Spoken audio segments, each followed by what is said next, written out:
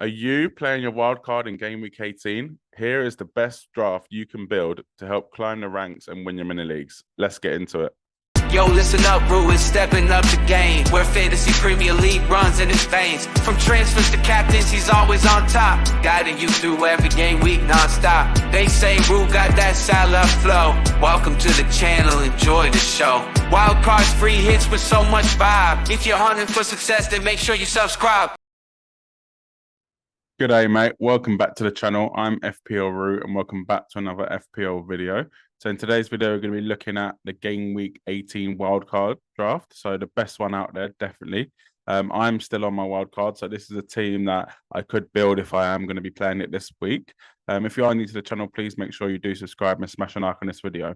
First of all, we'll start off with the goalkeeper. So I have gone for Emi Martinez and Turner, the Nottingham Forest goalkeeper. It was a tough decision. I could have gone for Dubravka, could have gone for someone like Areola for a little bit cheaper, but I really want to get into that Villa defence.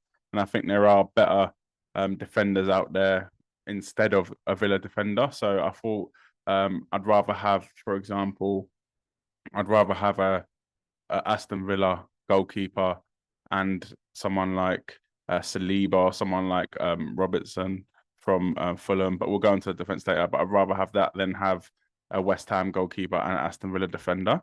I think it saves a little bit of money, just the slightest bit, but it's around the same money. And I just fancy Martinez as a season keeper. He's going to be playing most weeks, but Turner's always there now that he has won his place back in the team, in the Forest team. The fixtures wise, Villa's fixtures do look really, really good coming up. So let's start off in game week 18 with Sheffield United at home, which is a massive game considering Man City and Brentford are blanking. So you're going to need your players to have good fixtures in this game week. Then they have Man United away in game week 19, but then they've got Burnley at home, Everton away, Newcastle at home, Sheffield United away. Like fixtures still kind of continue. Man United at home, Fulham away, Forest at home, Luton away. So it doesn't really get too tough apart from Man United until game week 18. So yeah, really looking good there for Aston Villa. So that's why I've gone for Martinez as a set and forget keeper. I'm not going to need to transfer him out. He's not going to lose his place. So for me, I think that's a really good option. Turner, the sub keeper. I could have gone for someone a bit more expensive, but I don't really want to spend too much money. I'd rather just have a first choice goalkeeper and he plays every week. There's no threat of Martinez getting rotated. There's also, if I do want to play Turner in game week 19, he does. Sorry, not game week 19. Yeah, in game week, if game week 19, if I don't fancy Villa against Man United, then I could play Turner against Newcastle, but I'll probably just stick with Martinez anyway. Defense, very similar to my defense currently, but I have decided to keep Lascelles. Yes, Botman could be back soon, but I think with Lascelles' price, I would just keep him until Botman is back, and that is guaranteed, as I think he is a really good option. And I think Newcastle's fixtures do look really good. Yes, it could go for someone like Dubravka, but I am a bit worried about having to play him every week, having to rely on him starting. And yeah, for me, it's just not worth the risk with Newcastle probably looking to bring in a goalkeeper in January. With Lascelles, though, he is a player that can sit on the bench. He's very cheap, still only 4.2 million, and I'm sure a lot of us already own him, so he won't cost that much. But the fixtures look great for him. Fulham at home just gone, but then they've got Luton away, Forest at home, which are some good fixtures. And then potentially Botman could be back and the fixtures turn. So really, you're kind of getting in for the next two fixtures.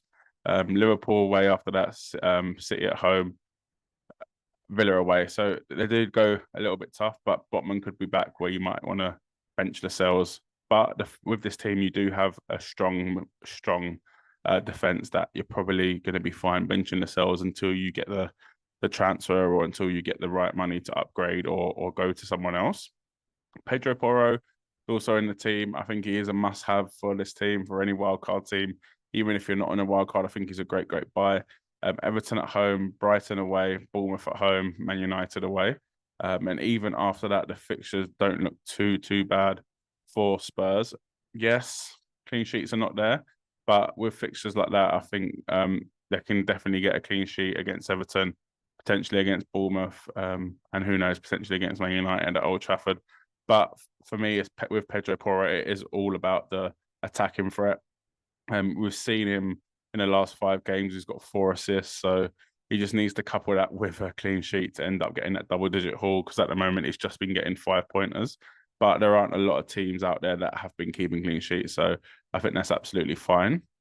I've gone for Robinson, the Fulham defender, which a lot of people, I guess, don't really know about. He's only 1% owned, but he's only 4.4 million. And the fixtures do look really, really good for Fulham. So they've got Burnley at home and Bournemouth away. Then they've got a tougher run in: Arsenal at home, Chelsea away. And after that, they've got Everton at home, Burnley away, Bournemouth at home. So a mixed bag of fixtures, but again, you're not going to need him all the time, as you've got Saliba and Branthwaite on the bench. So I think a player that is very attacking too, and Fulham do look really good at the moment, to be honest. I know they started the season a bit shaky, but yeah, recently they do look really good. And Robinson has actually been getting attacking returns. So in the last 5 game weeks, he's got 3 attacking returns and 2 clean sheets. So he's ended up getting 2 points, 4 points, 4 points, 6 points, 6 points. So really, really consistent there. And I think he is a good differential to have in your wildcard team. Next up, we'll talk about Saliba. Very expensive now, 5.5 million. So well done to those that did jump on early. But I think an Arsenal defender is essential in this wildcard draft if you are wildcarding in game week 18. And I do think that Saliba is the best option to go for. Yes, it's not ideal with Liverpool at home the first game after wildcarding, but after that, the fixtures look good for Arsenal, with West Ham at home, Fulham away, Palace at home, Forest away. So some good fixtures in there. And I think defensively, they were looking actually really good at the start of the season, but they've been a bit shaky recently. They obviously they conceded 3 to Luton, which is not ideal. But other than that, they don't really concede many goals. Clean sheet wise, again, like I said, starting earlier on in the season, they've looked good, but yeah, they're not, I guess, as consistent as we want them to be. Saliba, in terms of goal threat, he's got goal and assist this season. Probably not the best from goal threat, but yeah, this season it is a tricky one in terms of defenders. You're not really finding that team that has solid defenders. So there is a opportunity to maybe go for someone else other than Saliba, but I do really want an Arsenal defensive cover for their nice fixtures coming up in a game week or 2. Also on the bench, there is Branthwaite. So a lot of people didn't have the chance to bring him in for game week 17 as he was suspended. But obviously that suspension is now gone. However, the fixtures are not great for Everton, but he has started every game so far this season for Everton, apart from the first 2. So he is, I'd say, a sure starter. And at that price point, I think he is a really good bench option for a wildcard team. Everton, great form at the moment, to be honest, even with that 10-point deduction. They've won 4 of their last 5 games, which is incredible. They've only lost 1 since game week 9, which is, really, really good run for Everton. And they actually look really, really good and actually quite solid. They've kept 3 clean sheets in a row, which was Forest away, Newcastle at home, Chelsea at home. So not the easiest games either. So that's why I have gone for Branthwaite. And I think it's a good thing to bring him in right after suspension, as you're not worrying about him getting another yellow card, or you're not worrying about maybe even people bringing him in before you because he is suspended, he was suspended for game week 17. But yeah, let me know what you think of the defense, and we'll move on to the midfield. So the midfield is probably a little bit template. I have gone for, I guess, most of the picks that everyone probably has in their team, or most people have in their team. So we'll start off with Saka. I think Saka is a bit of a no-brainer. He's a player that I think becomes essential when Salah and Son go off to the Asia Cup and AFCON respectively. Yes, it's not ideal bringing him in before Liverpool away, but again, like I said, Arsenal's fixtures after that, West Ham, Fulham, Palace, Forest, do look really, really good for Saka. A lot of people have said he hasn't done well this season, which I think is a bit of a myth. Yes, he hasn't, let's say, got loads of double-digit hauls. It's only actually been 1, but he's been very consistent. 5 goals, 8 assists, which is incredible return for someone that is not 12 million, is not 10 million, is only 9 million now, and he actually started off the season even less than that. So I think Saka is essential, especially when Salah and Son go off to AFCON and Asia Cup. Next up, Palmer. Not ideal to have him in your team at the moment with Chelsea's form, but I think them fixtures are just too good to refuse. With Wolves away, Palace at home, Luton away, Fulham at home. So some really good fixtures in there, and he's on penalties. I think he's got his place locked up, but who knows when Nkunku is back. Nkunku is back.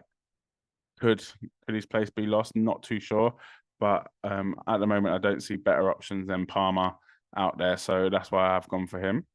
Salah, I think, is a must-have. Even though he's going off to AFCON, I do think that you have to keep him right until the last day. And I think the last game will be against Newcastle at home in potentially Newcastle at home or potentially Bournemouth away. I'm not too sure, but you should get at least another 3 game weeks out of him. So for me, he's too good to not have in your team. Again, probably another myth or another short sight of how good Salah has been this season. Yes, he has actually got the goals, but he hasn't got the goals we have seen in the past, like the 30 goal at an average a season.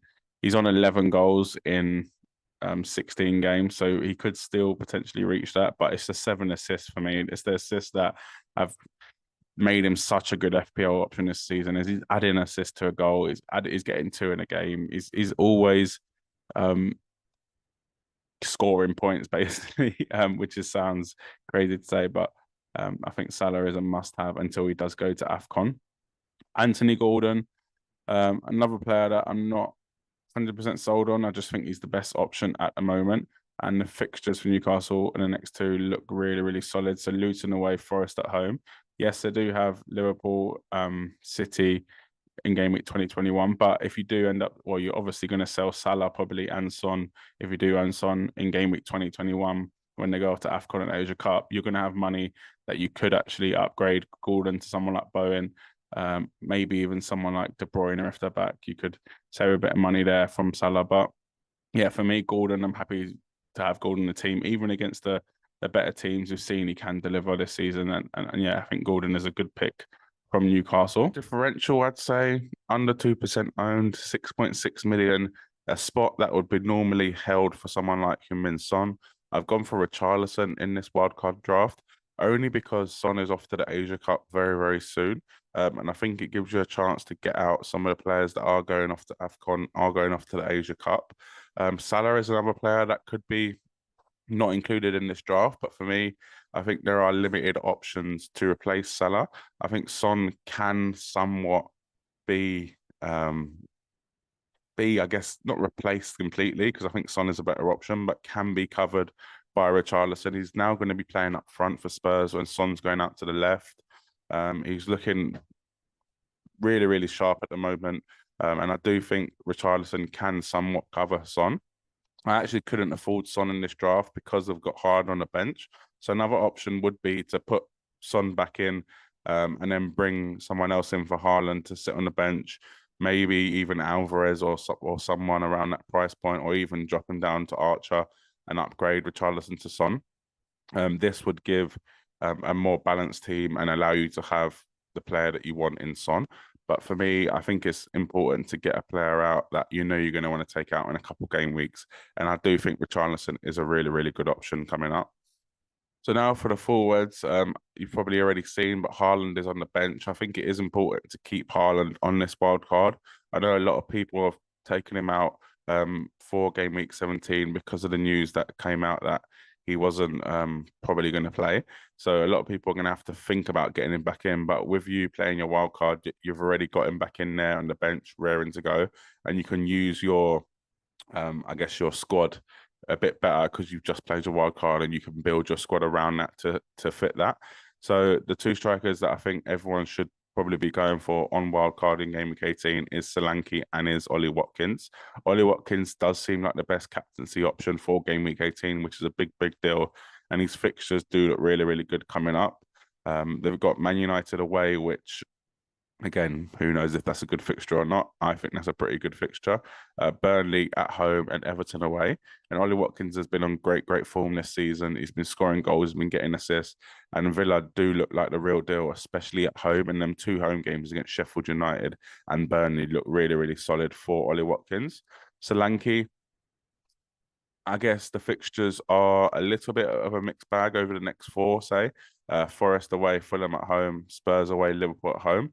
But I think Solanke can score for anyone, and there's no need to actually play Solanke every single game week because you've got Haaland coming back, so you can always bench Solanke. Or if Gordon has a tough fixture, you can always bench Solanke.